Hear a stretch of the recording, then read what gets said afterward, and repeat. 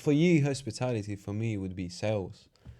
Getting into sales when I knew nothing is just so humbling, because you get rejected. You get rejection after rejection after rejection, and it's just no. There's always like, no, fuck you, no. There's literally, I had a guy, like, I used to call, and then he's like, fuck off, mate. Like, it's just Really? and he's just like, all right, next one. And you just have to keep on calling, innit? So it's very humbling, but at the same time, I learn how to talk with people and interact with people and how to connect with people, and now it's just very natural, I guess. It's all about knowing who you're talking to, because every person is different, and with some people you have to like act as a friend, with some people you have to be more professional because they don't like know you, but some people are just simply wants to be your mate, innit? So it's all about, from the get-go, knowing how I'm gonna talk to that person. Yeah. No, so it's interesting because sales is also a people business. Yeah, absolutely, man. They trust you before they buy in your product, innit? So you have to be trustable to sell that product. Because it's getting yourself across. Yeah. And when I was in the yachting industry, when I first went to the South, because originally I was going to join the Navy, and then I found online. You wanted to join the Navy? Yeah, mate, I'm finding so many things about you today. Emo kid that wanted to be in the Navy, bro. I don't know what the fuck I was thinking. But I remember it is pretty savage, yeah. Like, honestly, I went to the whole like open day, everything. It was nuts. Did all my applications, everything. I had to like go to, when I was in college, I had to redo like some of my GCSEs if I was going to do it, and then I was like, I'm not doing this. Anyway, long story short, found out about the super yacht industry, which was another game changer for me, because with the super yacht industry, I had experience in hospitality, so the idea was to become either a steward or a deckhand. And I remember I told Charlie, I was like, I'm going to go to the south of France, and I'm going to try and get a job on board this yacht or yachts in the south of France. And I was like, I really think you should do it as a chef. So we both flew out. And I even remember going up to my mum, and I was like, yeah, I think I'm going to go to the south of France. And she was like, when are you going? I was like, I've booked a flight for Monday, and I don't really know when we're going to be coming back, because these boats kind of cruise around the world. But did you get the job already? Or well, this is the thing. So when I flew to, no, I didn't have a job lined up or anything. Oh. So in Antibes, there you can stay in a crew house, and these crew houses are like filled with crew trying to get jobs on these boats. So you kind of make up a CV. You have to do like some courses in sailing. There's like a health and safety course you do. It's like an STCW 95. It's like a week's training course. You have to do like a health assessment.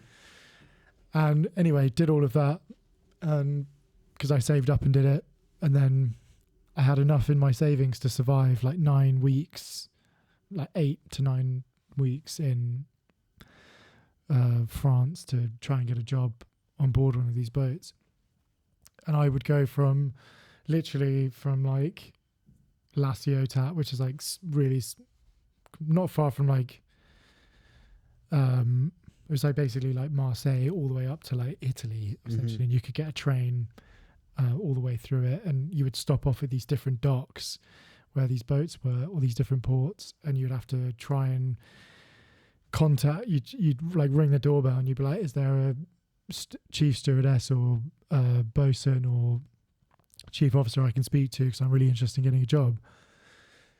And you'd see like a whole stack of CVs of all these other people that have dropped their CVs off, because it's called dock walking. Yeah. So like a lot of people do that. Yeah, and you're basically selling yourself and being like, this is why you should hire me to get a job on this boat. You can go the other way, which is going to crew agents that can place you for a job, but you always need experience. And because I had no previous experience, it's really about sort of like networking. And that was really kind of where I started to develop the understanding of like, okay, I've got to try and sell myself here and try and persuade this person why they should hire me. And that helped me develop.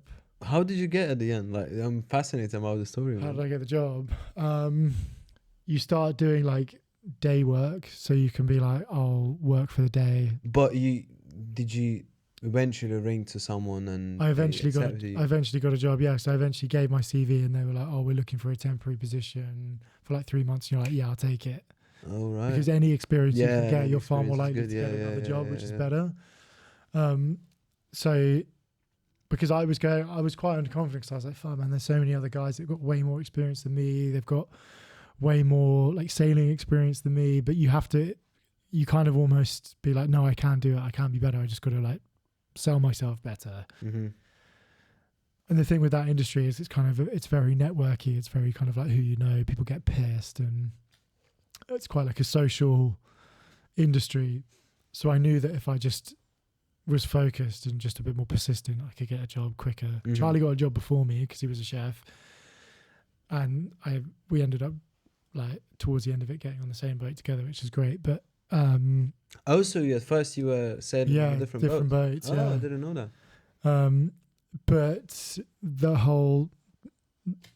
the point I'm trying to make was that it gave me, even though I was extremely underconfident and completely out of my comfort zone, Yeah, I knew that I had to try and understand myself a bit better in order to sell myself. Yeah.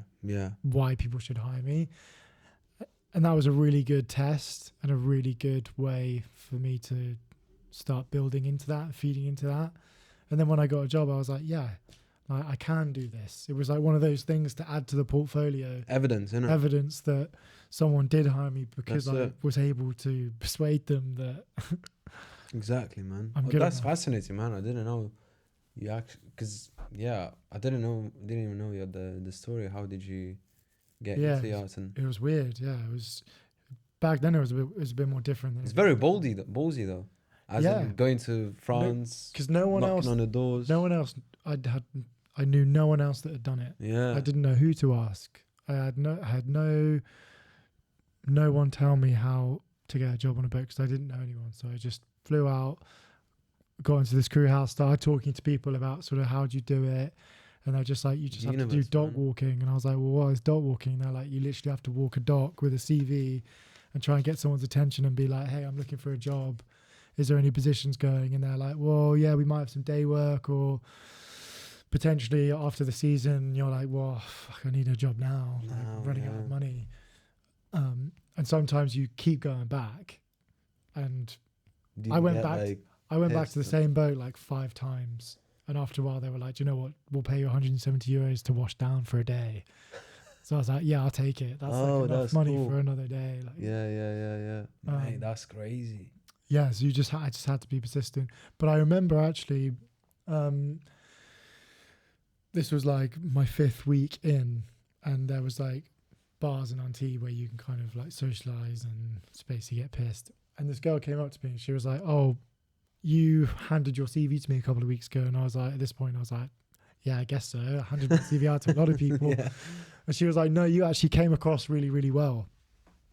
And that gave me like immediate immediate boost. And I was like, oh, thank you so much. She was like, yeah, no, I really like the way you spoke. And I was like, did she offer you the job? She didn't offer. She was like, we haven't got a position for you. She was also hammered at this point. And but the fact that she recognized me and said that, the next day when I was like going back at it, I was like completely different. I was like, fuck yeah. I'm the man. And then eventually, I think from that, then got another position. And that's it, man. This is snowball effect from there. And again, like if you feel more self-confident, you just like, I can do it. And then you just come across as a different person onto the next one. Definitely. And I think for people listening that have trouble with self-confidence, it's like looking at the evidence that you have previously that stacks up in your favor, and look at your achievements and look at the things that you're proud of. Look at what it is that, like, even though that's something so small, I still look at that as a part. Even talking to you now, like, that's a part of my growth as a person.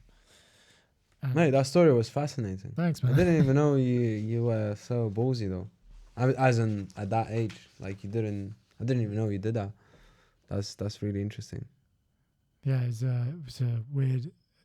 Even I look back and I'm like, how I don't even know how I did that. Yeah, that's crazy, man. Yeah, it was weird. But that's it. Like that's how you build character, I guess. Like just by bold moves, man. Just being bold. Yeah. And it's about just going for it and just backing yourself. It will be fine.